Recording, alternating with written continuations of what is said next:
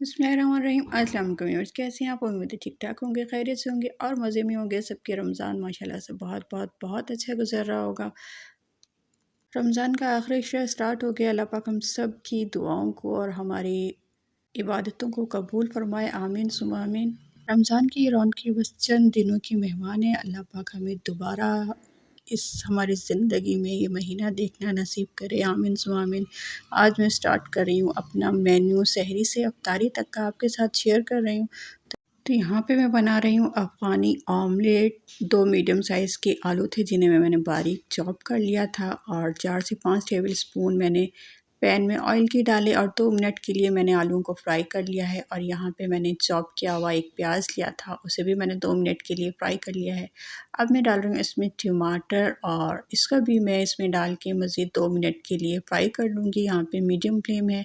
वैसे ये recipe already मेरे चैनल पे मौजूद है, मगर आज बच्चों की फरमाइश पे मैं दोबारा बना रही हूँ। और यहाँ पे मैंने नमक और काली मिर्च हाफ़ टी स्पून ऐड कर दिया है और यहाँ पे कुटी हुई लाल मिर्च ये भी हाफ़ टी स्पून ऐड कर दी है। अच्छे से हम इसको मिक्स कर लेंगे सब चीज़ों को और फिर मैं इसे ढक दूँगी स्लो फ्लेम पे तकरीबन 4 से 5 मिनट के लिए, ताकि जो आलू हैं वो अच्छी तरीके से गल जाएँ।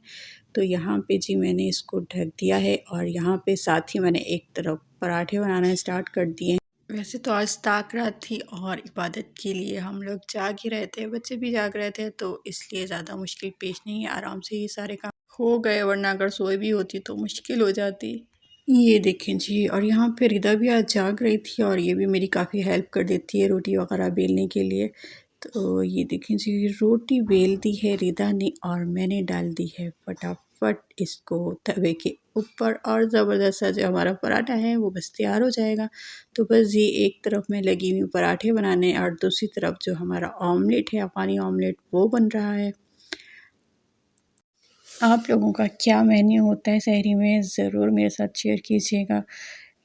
अक्सर ज़्यादातर लोग सिर्फ दही से खाना पसंद करते हैं और दही खाना भी ज़रूर चाहिए, बच्चों को ख़ास तौर पे सहरी में ज़रूर देना चाहिए, इसमें प्यास भी नहीं लगती है। और यहाँ पे देखें जी, पराठे हमारे तैयार हो रहे हैं। यहाँ पे जो आलू हैं वो भी बहुत अच्छे से गल चुके थे और यहाँ पे मैं थोड़ी-थोड़ी सी जगह बना रही हूँ इसमें अंडे डालने के लिए, ताकि जो मैं अंडे हैं वो इसमें ऐड कर सकूँ। ये 5-6 अंडे मैंने इसमें डालने थे, तो उसी हिसाब से मैंने थोड़ा-थोड़ा सा चम्मच के साथ स्पेस कर लिया है और आँच यहाँ पे बिल्कुल स्लो है। यहाँ पे मैं डाल दूँगी अंडे इसके अंदर, जो हमने स्पेस बनाया है यहाँ पे हमने अंडे डाल देने हैं। तो बस जी, यहाँ पे जगह कुछ कम बन रही थी तो एक अंडा डाल दिया है मैंने सेंटर में, क्योंकि पैन ये छोटा था। और यहाँ पे इसे ढक के मैंने स्लो आंच पे 2 मिनट के लिए रख दिया था। देखिए अंडे पक चुके हैं। इसके ऊपर मैं थोड़ा-सा नमक और थोड़ी-सी काली मिर्च और थोड़ी-सी ही कुटी हुई लाल मिर्च स्प्रिंकल कर दूँगी, ताकि जो ऊपर से अंडे हैं वो भी फीके ना रहें और उनमें भी अच्छा सा टेस्ट आ जाए। तो बस जी, यहाँ पे कुछ हरी मिर्ची लगा दूँगी, हरा धनिया है आपके पास तो वो भी इसके ऊपर ऐड कर दें, तो ज़बरदस्त सा आपका अफ़गानी ऑमलेट बनकर तैयार हो जाएगा। देखा जी, कितनी आसान और फटाफट से बन जाने वाली रेसिपी है। तो यहाँ पे पराठे भी मेरे तैयार हो चुके थे, चाय भी बन गई थी और बस ये चलते हम करते हैं सहरी और फिर पढ़ेंगे फ़जर की नमाज़, उसके बाद सो जाएँगे। और यहाँ पे जी अल्हम्दुलिल्लाह नेक्स्ट डे स्टार्ट हो गया और हमने तैयारी शुरू कर दी है इफ्तारी के लिए। चिकन बॉयल हो रहा था मैकरोनी के लिए और यहाँ पे मैं बना रही हूँ टिक्का बोटी। चिकन को मैंने अच्छे से वॉश कर लिया है, बोनलेस चिकन है और टिक्के के स्टाइल में इसको मैंने कट कर लिया है। तो बस जी, यहाँ पे मैं इसमें डालूँगी यहाँ अदरक लहसुन का पेस्ट 1 टेबल स्पून भरकर, और ये हाफ़ केजी मेरे पास चिकन है। यहाँ पे मैंने डाल दिया है 2 टेबल स्पून टिक्का मसाला के, और यहाँ पे 5 से 6 लेमन थे, उनका जूस मैंने निकाल लिया है और इसको मैं इसमें ऐड कर दूँगी। तो बस जी, यहाँ इसको मैं अच्छे से मैरिनेट करके इसको मैंने रख देना है तकरीबन 4 से 5 घंटे। अगर आप इसे 1 रात पहले भी मसाला लगा कर रख लें तो भी बहुत अच्छी बात है, मगर कम से कम 4 से 5 घंटे इसे ज़रूर दें। तो चलें जी, इसको मैं मसाला लगा के रख देती हूँ ढककर एक साइड पे वापस, और चलते हैं अपने बाकी के काम की तरफ। अच्छा जी, यहाँ पे हो रहा था पानी बॉयल। यहाँ पे मैंने नमक ऐड कर दिया था इसमें और 2 टेबल स्पून मैंने डाल दिए थे इसमें ऑयल के। यहाँ पे मेरे पास बेक पॉलर की एल्बो मैक्रोनी है और ये है 400 ग्राम का पैकेट। यहाँ पे मैंने मटर और गाजर को भी बॉयल करके रख लिया था और जो चिकन है उसका भी रेशा कर दिया था और यहाँ पे मैंने डाल दी है फटाफट रोटियाँ अपने मियाँ जी के लिए। मैंने सोचा ये काम भी फटाफट साथ साथ करके रख लूँ क्योंकि टाइम कम रह जाता है और फिर फटाफट फटाफट हाथ चलाने पड़ते हैं। अच्छा जी, यहाँ पे मैंने कढ़ाई में डाल दिया था एक मीडियम साइज़ का प्याज बारीक कट किया हुआ और इसमें मैंने चिकन का जो रेशा था वो ऐड कर दिया है। यहाँ पे अच्छे से हम इसको फ्राई कर लेंगे 1 से 1.5 मिनट के लिए प्याज को और चिकन को, और फिर जो मैंने सब्जियां बॉईल करके रखी हुई थी वो इसमें ऐड कर दी हैं। अब इसमें शिमला मिर्च या अगर चाहें तो कुछ दिन पहले मैं मार्केट गई थी तो यहाँ पे फजीदा मैक्रोनी या स्पैगेटी का मसाला था।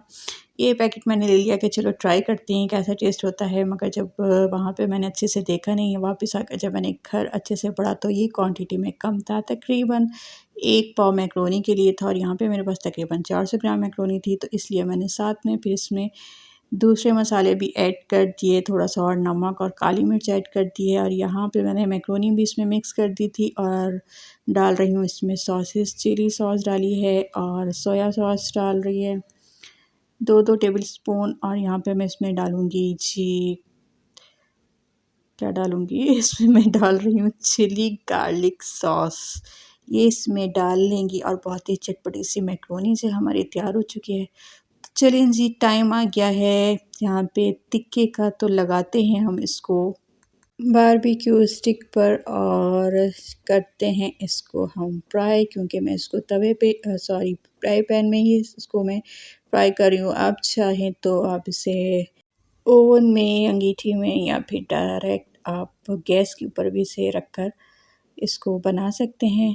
मगर यहाँ पे मैंने जी देर हो रही थी तो मैंने इसको सोचा कि इसे फ्राई पैन में ही मैं इसे बना लेती हूँ, इसलिए मैंने ऑयल डाल दिया था 2 से 3 टेबल स्पून के करीब और यहाँ पे मैंने ये जो स्टिक्स थी इसमें रख दी थी और इसको तकरीबन 4 से 5 मिनट मैंने एक साइड से और फिर 4 से 5 मिनट ही मैंने दूसरी साइड से पकाया था। तकरीबन 10 से 12 मिनट लगे इनको अच्छे से कुक होने में और यहाँ पे माशाल्लाह से हमारा जो मेन्यू है वो बन चुका था और पकौड़े भी यहाँ पे बन गए हैं। जब मैंने आपको पकौड़ों का मटेरियल बिल्कुल नहीं दिखाया क्योंकि मैं हमेशा यही पकौड़े ज़्यादातर आपसे शेयर करती रहती हूँ।